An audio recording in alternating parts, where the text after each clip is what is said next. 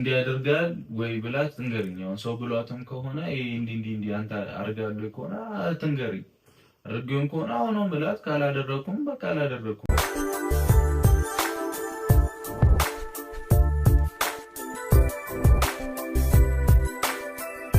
ጨረቃዎች እንግዲህ ሀይሚና ብሩክ ዛሬ በአንድ ላይ አልመጡም።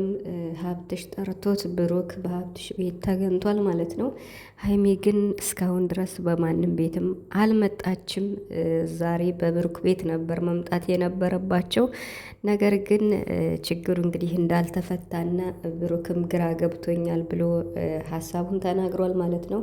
ሀብትሽም እንግዲህ በቃ እስኪ የተፈጠረውን ነገር ለኦዲንስም በካሜራ ፊትም ብሩክ ልጠይቀው ጥፋት አጥፍቶ ከሆነ ቢያጠፋም ባያጠፋ ይቅርታ ይጠይቅ ብሎ ነበረ።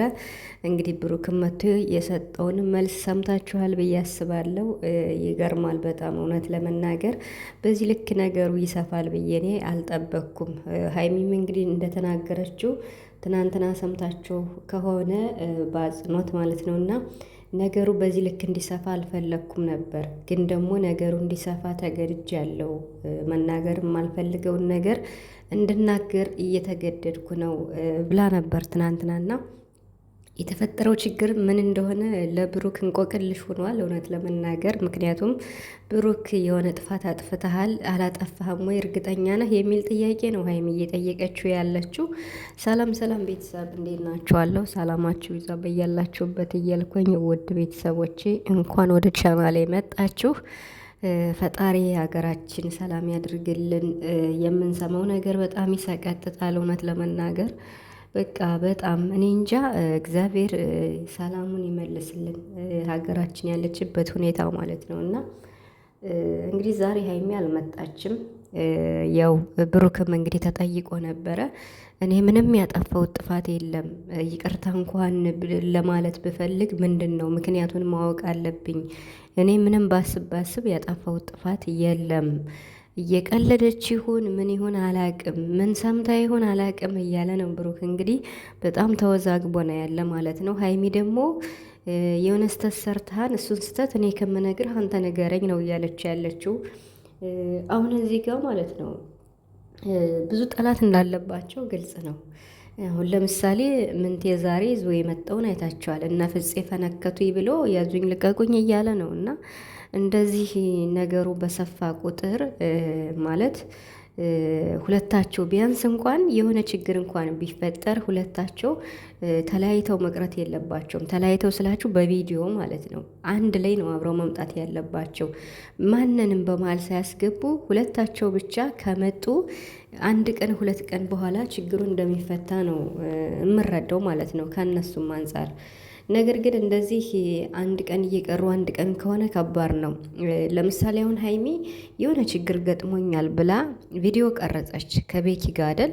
ከዛ ቀጠለች ከሀብትሽ ጋር አገኘችው ቪዲዮ ቀረጸች፣ 2 ቀን ማለት ነው።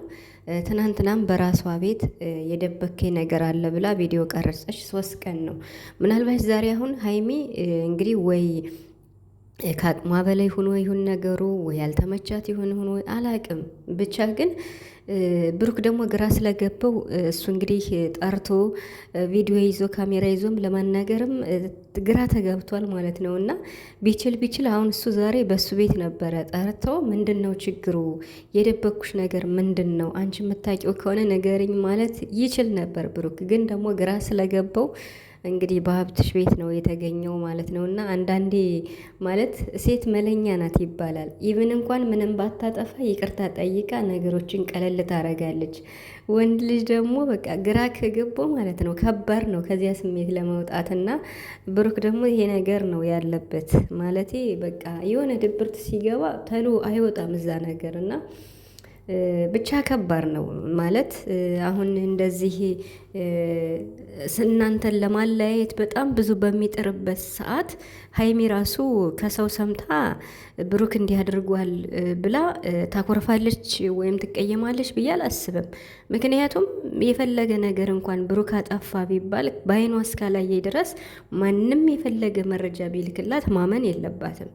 ብሩክ ደግሞ ሀይሚን የሚጎዳም ሆነ ሀይሚን ምንም ነገር በሀይሚ ዙሪያ የሚደብቃት ነገር አለ ብዬ እኔ መቼም አላምንም፣ መቼም ማለት ነው።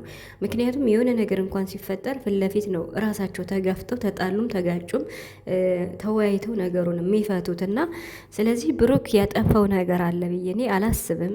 ያለፈ ነገርም ሊሆን ይችላል እያለ ነው ብሩክ እንግዲህ በጣም ተወዛግቧል እውነት ለመናገር እና ነገሩ መስፋት እንደሌለበት እና ተሎ እንዲቋጭ ፈልጋ ነበር ሀይሚ።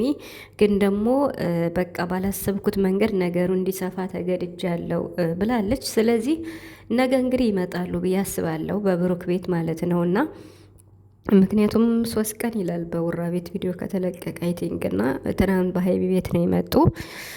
ብቻ ግን መቼም ቢሆን እነሱ አንድ ናቸው፣ መቼም አይለያዩም፣ መቼም ቢሆን ማለት ነው። የውሃ ሀብትሽ በመሀል ስላለ መከታ የሆነ ለብሩክስ እስኪ ወንድም ስጋ ወንድም ነው፣ ግን ለሀይሚ በጣም ጥሩ ወንድም የመሬን ማለት ነው። መከታ የሆነ ወንድም ነው ሀብትሽ ራሱና እሷም ስታጠፋ አጥፍተሻል፣ አንተም እሱም ሲያጠፋ አጥፍቷል እያለ እየመከረ እስካሁን ብዙ ነገሮችን አልፎ አሁን ግን ዛሬ በጣም ተሰምቶታል ሀብትሽ። ምክንያቱም ገና አንድ ላይ ሳትሆኑ እንዴት ነው ገና በጅምሩ እንደዚህ የምትሆኑ?